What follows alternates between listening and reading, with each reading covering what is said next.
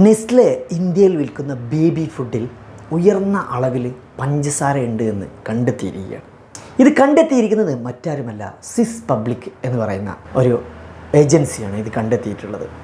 അതായത് പ്രത്യേകിച്ച് ഇന്ത്യ അതേപോലെ തന്നെ ആഫ്രിക്കൻ രാജ്യങ്ങൾ, അതേപോലെ നോർത്ത് അമേരിക്ക പോലത്തെ മൂന്നാം കിട രാജ്യങ്ങളിൽ ഉപയോഗിക്കുന്ന നെസ്ലയുടെ സെർലാക്കിൽ കൂടുതലായിട്ടും പഞ്ചസാരയുടെ അളവ് കൂടുതലായിട്ടാണ് കണ്ടെത്തിയിരിക്കുന്നത് ഈ സ്വിസ് പബ്ലിക് എന്ന് പറയുന്ന ഏജൻസി.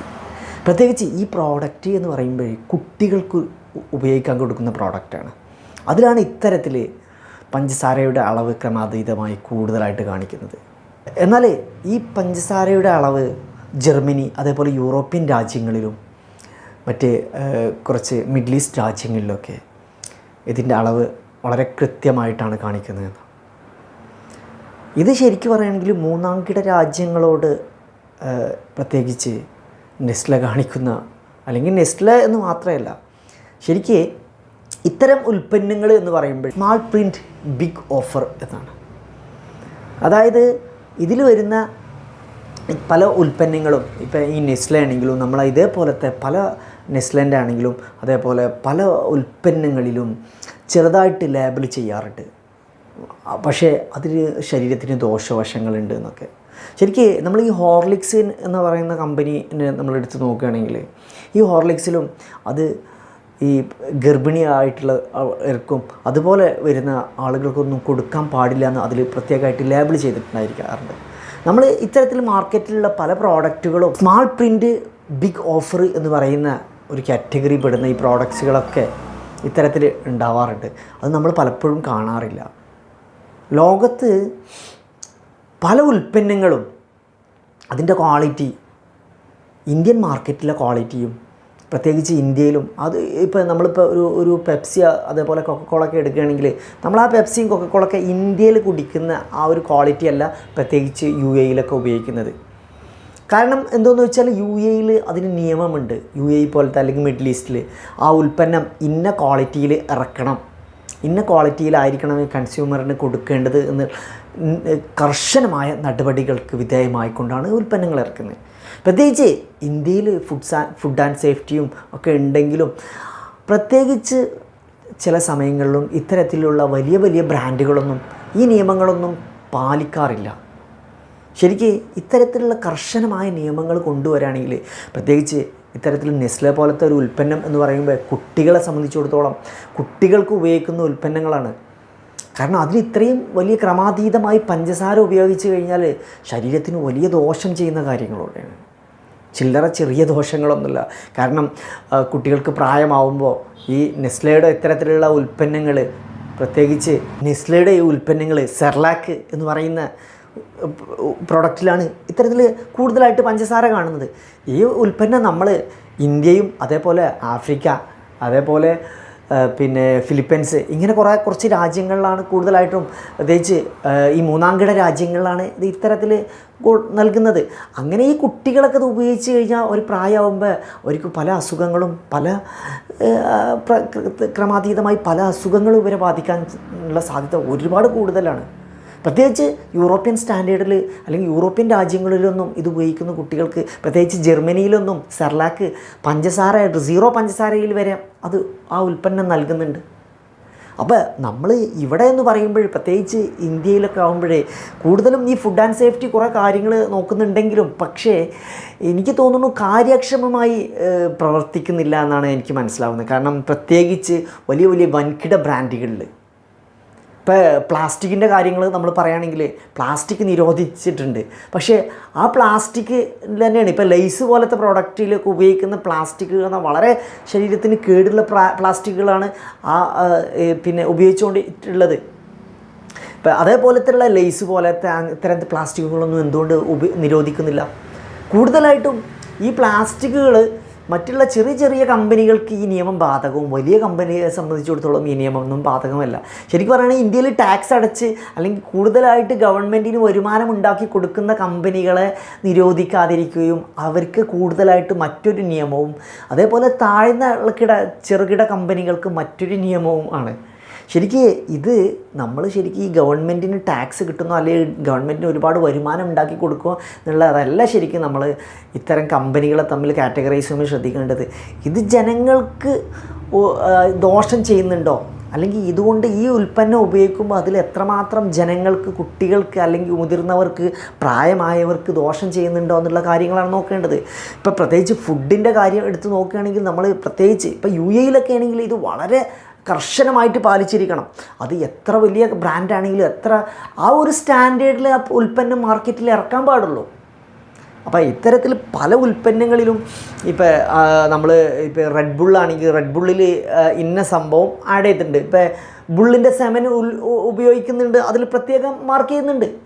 പിന്നെ അതേപോലെ തന്നെ ഇപ്പോൾ ഈ ഒറിയോ ബിസ്ക്കറ്റിലും അതേപോലെ തന്നെ മാർക്ക് ചെയ്തിട്ടുണ്ട്.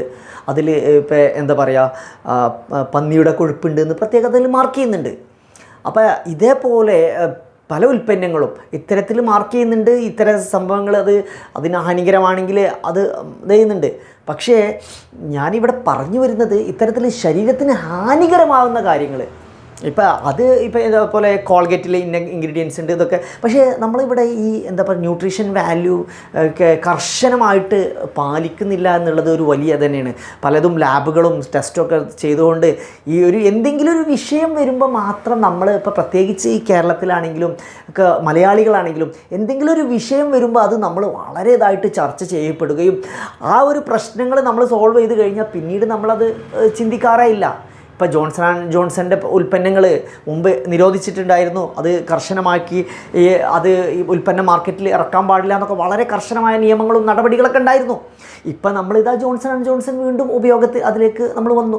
കാരണം നമ്മളൊരു പ്രത്യേക സമയത്തേക്ക് മാത്രം, അതായത് ഇപ്പോൾ പ്രത്യേകിച്ച് ഗവൺമെൻറ്റിൻ്റെ സൈഡിൽ തന്നെ ഒരു പ്രത്യേക സമയത്തേക്ക് മാത്രമായിട്ട് നമ്മൾ ആ ഒരു നിയമവും കർശനമായിട്ട് നമ്മൾ പാലിക്കുകയും അത് കഴിഞ്ഞാൽ നമ്മളത് കാറ്റിൽ പറത്തുകയൊക്കെ ചെയ്യുന്നൊരു ഇതിലാണ് നമ്മളെ പ്രത്യേകിച്ച് നമ്മളെ ഈ ഒരു കേരളത്തിലൊക്കെ അത് പാലിക്കപ്പെടുന്നത്.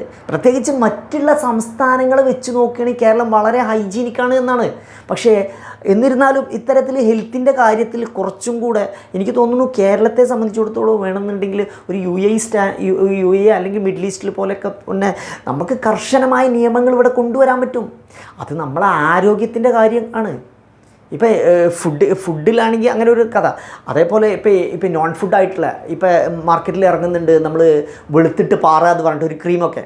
ഈ ക്രീമിൻ്റെ ഒക്കെ ഒരു അവസ്ഥ എന്താണെന്ന് ചോദിച്ചാൽ ഇത് ഒരുപാട് ആളുകൾ ഉപയോഗിക്കുന്നുണ്ട്. അത് ശരീരത്തിന് ഒരുപാട് ആളുകൾക്ക് സൈഡ് ഇൻഫെക്ഷൻ വരുന്നുണ്ട്. പക്ഷേ ഇത്തരത്തിൽ മാർക്കറ്റിൽ ഇത്തരത്തിലൊരു കോസ്മെറ്റിക്സ് പ്രോഡക്റ്റ് എടുക്കുമ്പോൾ അതിൻ്റെതായ നിയന്ത്രണങ്ങളുണ്ട്. ആ നിയമം പാലിക്കണം. അത് ജനങ്ങളെ ശരീരത്തിന് കേടാണ്.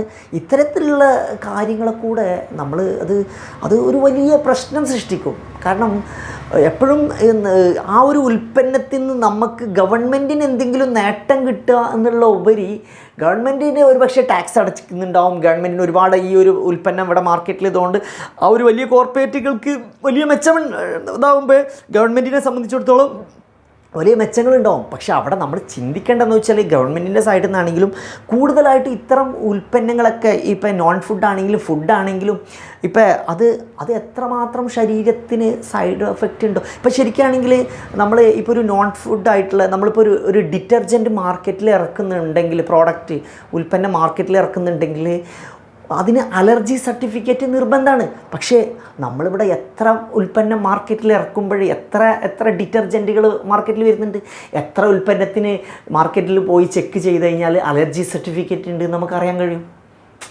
അങ്ങനെ നമ്മൾ ശരിക്കും പറയുകയാണെങ്കിൽ ഓരോ ഉൽപ്പന്നത്തിനും അതിൻ്റെതായ കാര്യങ്ങളുണ്ട്, ബൈലോസ് ഉണ്ട്. ഒരു ബ്രാൻഡ് മാർക്കറ്റിൽ ഇറക്കുമ്പോൾ അതിൻ്റെതായ കാര്യങ്ങളിലൊക്കെ അത്രയും കണിശമായിട്ട് കൊണ്ടുപോകണം.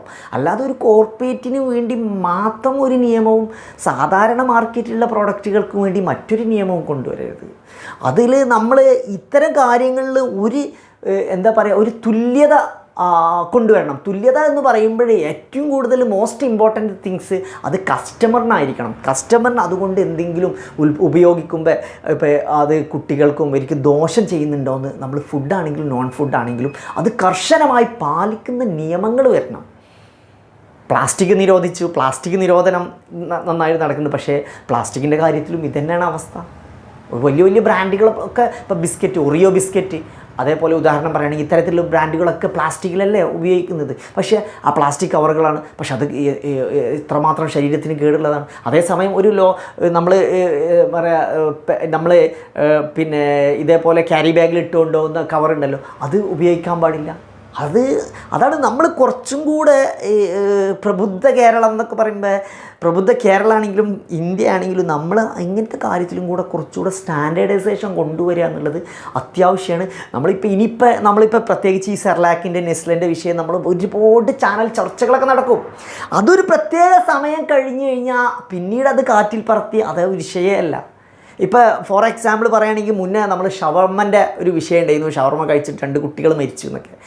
ആ സമയത്ത് അത് നമ്മൾ ഭയങ്കരമായിട്ട് ചർച്ച ചെയ്ത് ഒരാളും ഷവർമ്മ ഉണ്ടാക്കാൻ പാടില്ല. പിന്നെ അത് ശരിക്ക് പറയുകയാണെങ്കിൽ ഇതിന് അതേപോലെ തന്നെ ഒരുപാട് ഉദാഹരണങ്ങൾ പ്രത്യേകിച്ച് നമ്മളെ കേരളത്തിൽ, അതായത് നമ്മളൊരു സമയം കഴിഞ്ഞ് കഴിഞ്ഞാൽ അതിന് ആ കർശനമോ നിയമങ്ങളോ ഒന്നുമില്ല. ഇപ്പം പല വിഷയത്തിലും നോക്കുമ്പോൾ അത് അങ്ങനെ തന്നെയാണ് വരുന്നത്. അപ്പോൾ എന്താ പറയുക, എനിക്ക് പറയാനുള്ളത് എന്താണെന്ന് വെച്ചാൽ പ്രത്യേകിച്ച് ഈ നെസ്ലേൻ്റെ വിഷയമാണെങ്കിലും നെസ്ലേൻ്റെ സെർലാക്കിൻ്റെ വിഷയമാണെങ്കിലും നമ്മളൊരു പ്രത്യേക സമയത്ത് മാത്രം അതിന് നിയമങ്ങൾ പാലിക്കപ്പെടുകയും അത് കഴിഞ്ഞ് അതിന് കാറ്റിൽ പറത്തുന്ന ലെവൽ. പ്രത്യേകിച്ച് ഇതിലൊക്കെ വിഷയം എന്താണെന്ന് വെച്ചാൽ ഗവൺമെൻറ്റിൻ്റെ സൈഡിൽ നിന്ന് ഈ കാര്യങ്ങളൊക്കെ പാലിക്കപ്പെടാൻ വേണ്ടിയിട്ട് തയ്യാറാവുമ്പോൾ ജനങ്ങളും കൂടെ കൂടുതൽ ഇത്തരത്തിൽ, പ്രത്യേകിച്ച് ഇപ്പോൾ യൂറോപ്യൻ രാജ്യങ്ങളൊക്കെ നമ്മൾ എടുത്തു നോക്കുകയാണെങ്കിലും അവരൊക്കെ എപ്പോഴും നമ്മൾ ശ്രദ്ധിച്ചു നോക്കണം. ഇപ്പോൾ എയർപോർട്ടിലൊക്കെ പോയി കഴിഞ്ഞാൽ ഒരുപാട് സമയം സ്പെൻഡ് ചെയ്തുകൊണ്ടായിരിക്കും അവർ പർച്ചേസിംഗ് ഒക്കെ ഒരു പ്രത്യേക ശൈലിയാണ് യൂറോപ്യൻസിനൊക്കെ. അതായത് ഒരു ഉൽപ്പന്നം എടുത്തു നോക്കിയിട്ട് അതിൻ്റെ ഫുള്ളി ഡീറ്റെയിൽ എന്തുമാത്രം അതിന് സൈഡ് എഫക്റ്റ് ഉണ്ടോ, അതിൻ്റെ ഹെൽത്ത് ബെനിഫിറ്റ്സ് അതിൻ്റെ ഇൻഗ്രീഡിയൻസ് ന്യൂട്രീഷൻ എന്താണ് ന്യൂട്രീഷന് എന്ത് ബെനിഫിറ്റ്സ് ആണുള്ളത്, ഇതൊക്കെ വളരെ ഡീറ്റെയിൽ ആയിട്ട് വായിച്ച് മനസ്സിലാക്കിയതിന് ശേഷം മാത്രമേ അവരൊക്കെ ഉൽപ്പന്നം വാങ്ങാറുള്ളൂ. അവരെ ഷോപ്പിംഗ്, നമ്മൾ പറയാറുണ്ട് ഷോപ്പിംഗ്, ശരിക്കും ഷോപ്പിംഗ് അതുകൊണ്ടാണ് ആ രാജ്യങ്ങളിലേക്കൊക്കെ നെസ്ലെ ആ ഒരു സ്റ്റാൻഡേർഡ് അത് കീപ്പ് ചെയ്യുന്നതും. കാരണം അവിടെ ആ ഒരു ക്വാളിറ്റിയും നമ്മളിവിടെ ഈ ക്വാളിറ്റിയും, കാരണം നമ്മളിവിടെ ഈ ആരും എന്തും സ്വീകരിക്കാൻ തയ്യാറാണ്.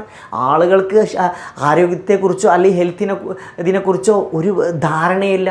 ഇതായാലും പ്രത്യേകിച്ച് ഇപ്പോൾ പറയുകയാണെങ്കിൽ പിന്നെ മെഡിക്കൽ സയൻസിൽ ഇപ്പോൾ അലോപ്പതി മെഡിസിൻ ഇപ്പോൾ ഏറ്റവും കൂടുതൽ അലോപ്പതി മെഡിസിന് വിറ്റുകൊണ്ടിരിക്കുന്നത് പിന്നെ കേരളത്തിൽ തന്നെ മലപ്പുറം ജില്ലയിലേക്കാണ്.